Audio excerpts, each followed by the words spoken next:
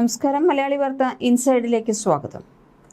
സമാധാന കരാർ അവസാന നിമിഷത്തിലെന്ന പ്രതീതി സൃഷ്ടിച്ച് വെടിനിർത്തൽ ചർച്ചകൾക്കിടെ തെക്കൻ ഇറാനിൽ കടുത്ത US വ്യോമാക്രമണം. ഇറാന്റെ മിസൈൽ വിക്ഷേപണ കേന്ദ്രങ്ങളും കടലിൽ മൈനുകൾ സ്ഥാപിക്കാൻ ശ്രമിച്ച ബോട്ടുകളും തകർത്തു. സ്വയം രക്ഷ മുൻനിർത്തിയാണ് ആക്രമണമെന്നാണ് US സേനയുടെ വിശദീകരണം. തെക്കൻ ഇറാനിലെ തന്ത്രപ്രധാന മേഖലകളിൽ US സൈന്യം പുതിയ വ്യോമാക്രമണങ്ങൾ നടത്തിയതായി US സെൻട്രൽ കമാൻഡ് സ്ഥിരീകരിച്ചു. ഇറാന്റെ മിസൈൽ വിക്ഷേപണ കേന്ദ്രങ്ങളും കടലിൽ മൈനുകൾ സ്ഥാപിക്കാൻ ശ്രമിച്ച ബോട്ടുകളുമാണ് US യുദ്ധവിമാനങ്ങൾ പ്രധാനമായും ലക്ഷ്യമിട്ടത്.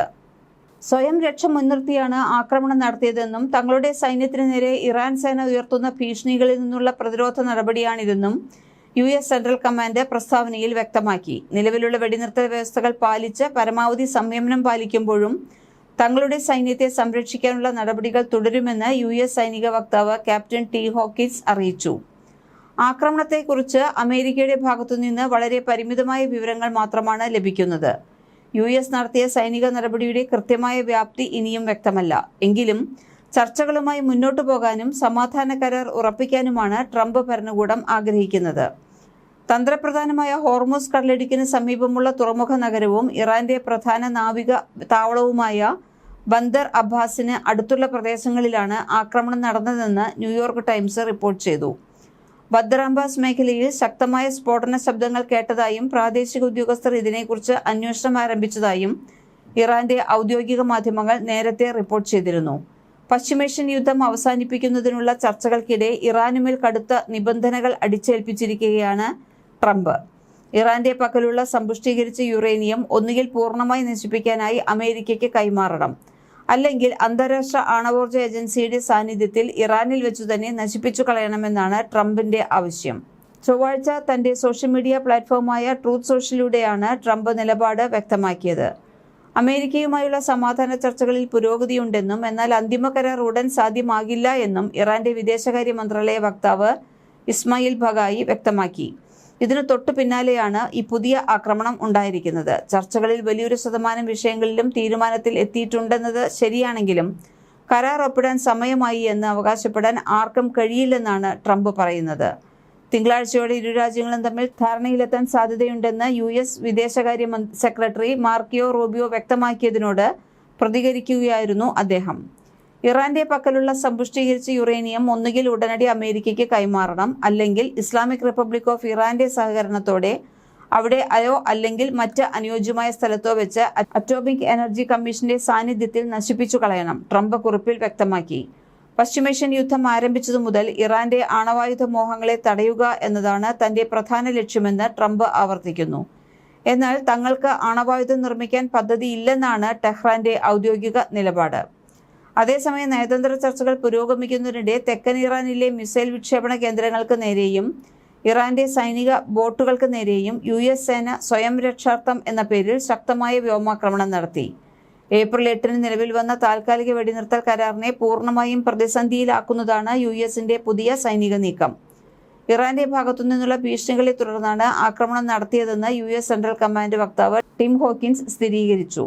യുദ്ധം അവസാനിപ്പിക്കുന്നതിനുള്ള നിർണായക ചർച്ചകൾക്കായി മുഹമ്മദ് ബാഗർ ഗാലിബാഫും വിദേശകാര്യമന്ത്രി അബ്ബാസ് അരാക്ചിയും ഖത്തർ പ്രധാനമന്ത്രിയുമായി ദോഹയിൽ കൂടിക്കാഴ്ച നടക്കുന്നതിനിടെയാണ് ഈ ആക്രമണങ്ങൾ നടന്നത്. ഒന്നുകിൽ എല്ലാവർക്കും ലാഭകരമായ വലിയൊരു കരാർ, അല്ലെങ്കിൽ ഒരു കരാറും വേണ്ട എന്നതാണ് USന്റെ നയം. ഇതിനു പുറമെ Saudi Arabia, Pakistan, Qatar, Egypt, തുർക്കി, ജോർദാൻ എന്നീ രാജ്യങ്ങൾ ഇസ്രയേലുമായുള്ള എബ്രഹാം ഉടമ്പടിയിൽ ഒപ്പുവെക്കണമെന്ന നിബന്ധനയും മുന്നോട്ട് വച്ചിട്ടുണ്ട്. അതേസമയം USുമായുള്ള സമാധാന കരാറിനായി ഇറാന്റെ മുഖ്യ ചർച്ചാ പ്രതിനിധിയും വിദേശകാര്യമന്ത്രിയും നിലവിൽ ഖത്തർ പ്രധാനമന്ത്രിയുമായ ദോഹയിൽ കൂടിക്കാഴ്ച നടത്തുന്നുണ്ടെന്ന് റോയിറ്റേഴ്സ് റിപ്പോർട്ട് ചെയ്തു. ഇറാന്റെ മുഖ്യ ചർച്ചാ പ്രതിനിധിയും വിദേശകാര്യമന്ത്രിയും നിലവിൽ ഖത്തർ പ്രധാനമന്ത്രിയുമായി ദോഹയിൽ കൂടിക്കാഴ്ച നടത്തുന്നുണ്ടെന്ന് റിപ്പോർട്ട് ചെയ്തു. കഴിഞ്ഞ ഏപ്രിൽ 8 മുതൽ US ഇറാൻ സൈന്യങ്ങൾ തമ്മിൽ വെടിനിർത്തൽ നിലവിലുണ്ടായിരുന്നു. എങ്കിലും ഹോർമുസ് കടലിടുക്കിലെയുള്ള കപ്പൽ ഗതാഗതത്തിന്മേൽ ഇപ്പോൾ ഇറാൻ ഏർപ്പെടുത്തിയ നിയന്ത്രണങ്ങൾ തുടരുകയാണ്.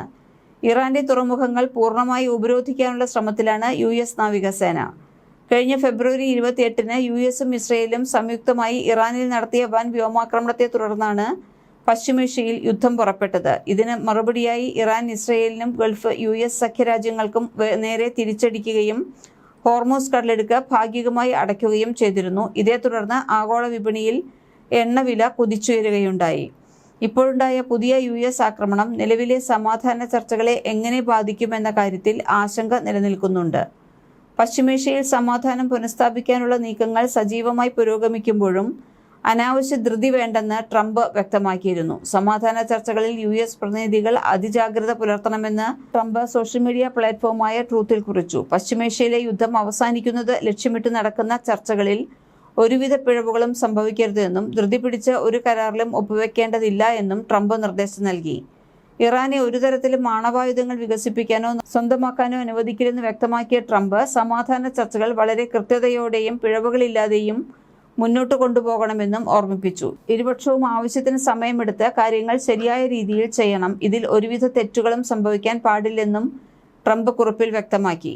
പശ്ചിമേഷ്യയിലെ യുദ്ധം അവസാനിപ്പിക്കാനുള്ള സമാധാന കരാർ അന്തിമഘട്ടത്തിലാണെന്ന റിപ്പോർട്ടുകൾ പുറത്തുവരുന്നതിനിടെയാണ് ട്രംപിന്റെ പ്രതികരണം ഉണ്ടായത്. കരാറിൽ ധാരണയായിട്ടുണ്ടെങ്കിലും ചില പോയിന്റുകളിൽ തീരുമാനമാകും വരെ ഒപ്പുവെക്കേണ്ടതില്ലെന്നാണ് US തീരുമാനം. US-ഇറാൻ സമാധാന കരാർ യാഥാർത്ഥ്യമാകുക എന്നത് സമയത്തിന്റെ മാത്രം പ്രശ്നമായിരിക്കെ വിഷയത്തിൽ ഉടക്കിട്ട് ഇസ്രായേൽ പ്രധാനമന്ത്രി ബെഞ്ചമിൻ നെതന്യാഹു.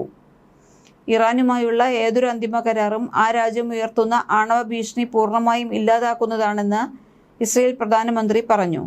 ട്രംപുമായി കഴിഞ്ഞ ദിവസം നടത്തിയ ടെലിഫോൺ സംഭാഷണത്തിലാണ് നെതന്യാഹുവിന്റെ ആവശ്യമുണ്ടായത്. ഇക്കാര്യം ട്രംപ് അംഗീകരിച്ചതോടെയാണ് കരാറിൽ ഒപ്പുവെക്കുന്നതിന് US അവകാശം കൊടുത്തതെന്നാണ് റിപ്പോർട്ടുകൾ. ഇറാന്റെ യുറേനിയം സമ്പുഷ്ടീകരണശാലകൾ പൂർണ്ണമായും പൊളിച്ചു നീക്കണമെന്നും സമ്പുഷ്ടീകരിച്ച ആണവവസ്തുക്കൾ ഇറാനിൽ നിന്ന് മാറ്റണമെന്നുമാണ് ഇസ്രായേലിന്റെ ആവശ്യം. ഇതിനോട് ട്രംപ് അനുകൂലമായിട്ടാണ് പ്രതികരിച്ചത്.